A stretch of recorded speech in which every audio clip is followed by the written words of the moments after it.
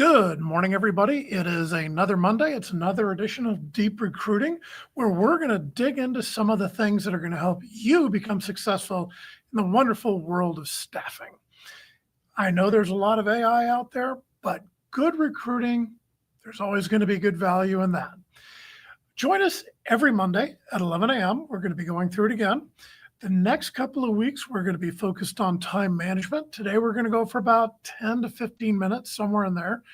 I've got a lot of notes on time management, things that need to be part of your daily structure in order to succeed. And we're just going to kind of go until we're going a little bit too long. Once we hit to 15 minutes, just a bit longer than we really need. The goal of this is to give you some quick ideas, quick snapshots, not to consume a big chunk of your day.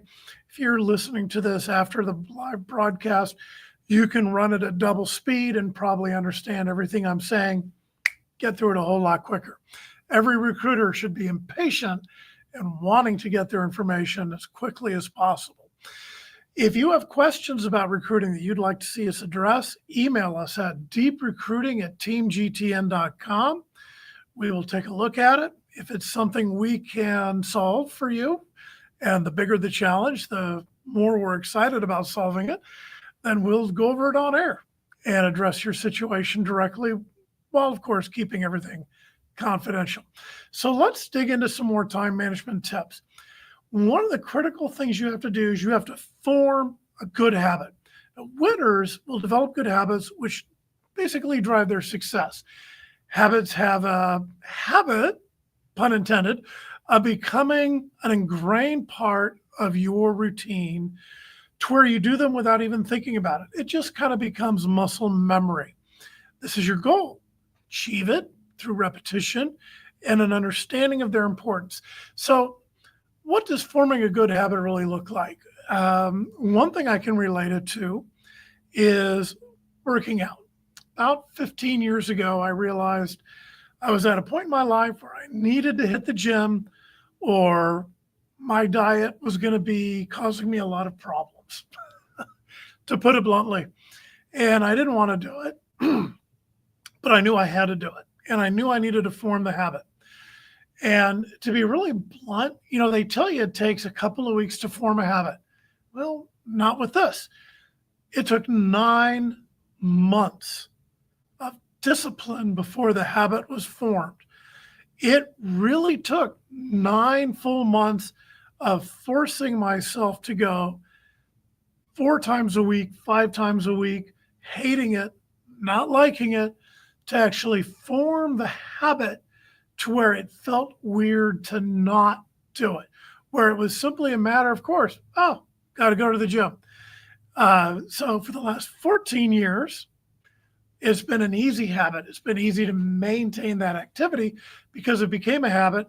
Believe it or not, it even became something I enjoyed. But it took 9 months of discipline to form that habit. Do you have the discipline to form the habits you need in order to succeed? The success of time habits or time management, the habits of time management. These are critical to your success. It's got to become natural. It's got to be muscle memory, something you don't even think about. Okay? You need to make sure you're getting enough sleep. If you're waking up with an alarm every day and you're tired and you're groggy, I would recommend that you go to bed a little bit earlier. There are actually apps out there that you can download on your phone that will monitor your sleep. It's just an app that sits in your bed with you, and it will monitor your REM sleep based on how much you move. And if your alarm is set for, say, 6:30 a.m., it's not going to ring past 6:30 a.m. It's going to measure your REM sleep so it knows when to wake you up, where it's going to be the least disruptive to your sleep cycle. I've used these before, found them highly, highly effective. Right now, I just make sure I go to bed early enough so that I wake up naturally and I'm not tired. Makes my day just a whole lot easier. I try to be up and at it by 7 a.m. Effective time management is utilizing all the time of the day that's available to me each day. Now, another thing I do is I make sure my day is planned out the day before. I've got my tasks set up so that when I get into the office, I know what to hit as soon as I get there, and I'm ready to go. There's no question what I'm doing when I get into the office.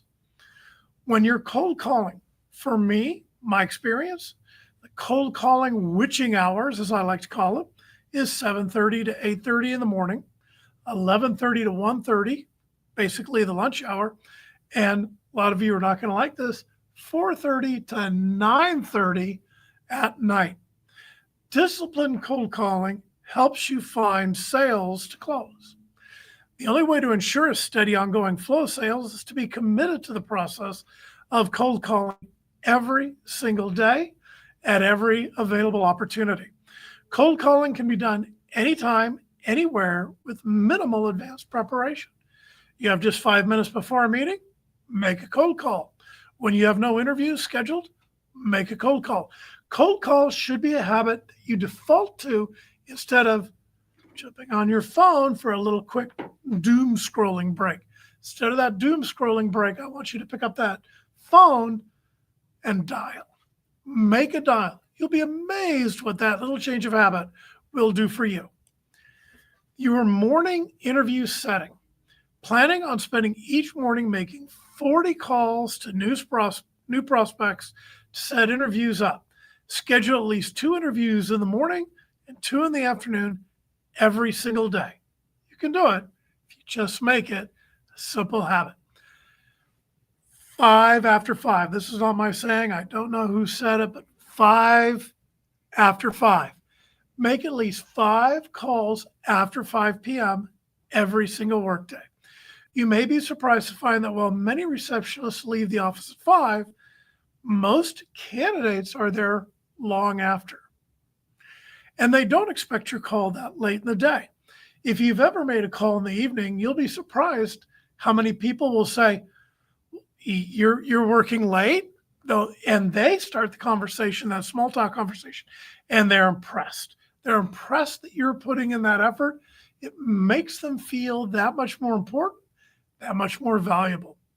Tell your business development managers about them so they're aware of who you have in the queue, that you're making these calls after 5 o'clock to get them excited. Now, your pipeline is your lifeblood. While searching and interviewing for a particular job, keeping your eye out for highly qualified candidates that are good, not just the right job match for the job you're recruiting on right then and there, but are just simply good. You want to continue to interview those people. This is another good habit you need to create for your own time management. Putting these people in your pipeline so that when new opportunities come along, your pipeline is already full of well-qualified candidates. You want to always make sure you're eating a light lunch. You don't want to be carb loading, eating a lot of bread, sugar, cake, candy, chocolate. You want to set all that stuff aside. Really, you shouldn't be eating it anyway, of course, but not during the day, because all that carb loading is going to send all that blood to your stomach instead of your brain. It's going to wear you down. That post-lunch drop you're feeling does nothing for your quality time management. So create a habit of eating a healthy lunch that is not carbohydrate heavy, strong in protein, strong in vegetables, strong in fruit. It'll make you feel better in the afternoon. You'll be more productive in the afternoon. Create the habit of taking accurate notes. Taking and saving good notes and making sure all the requested fields that your company requires are properly filled out is absolutely 100% indispensable part of your success. If you do this consistently, if you make it a habit that you feel incomplete unless you've done this, the value will become apparent. You'll see it. Your telephone habits. You should always have a plan for each call before you make that call. The plan must include what you're going to say, your overall objective for that call, and how you're going to close it out, how much time you're setting aside for it, what you've got allotted. Let's talk about phone scripts as long as we're talking about phone calls. Commit to prospecting with a script. To memorize that script and to use the proper verbiage on every single call. You want to make sure you're speaking in a very relaxed, conversational manner so that they believe or they don't believe that you're reading from a prepared script. It should feel natural to them. If they believe you're reading from a script, they're going to react negatively to you, and you're going to have to overcome all that. That makes your job of building trust and respect just a whole lot harder. So commit that script to memory so that you can bounce around, speak conversationally about it. You want to remember to smile, which I should be doing more of in this, when you're speaking on the phone, because even when the customer can't see you, they can hear your smile. So we've hit 11 minutes. I think that's probably enough for today. We'll continue this next week with a lot more time management tips that you can employ each and every week, each and every day to your success.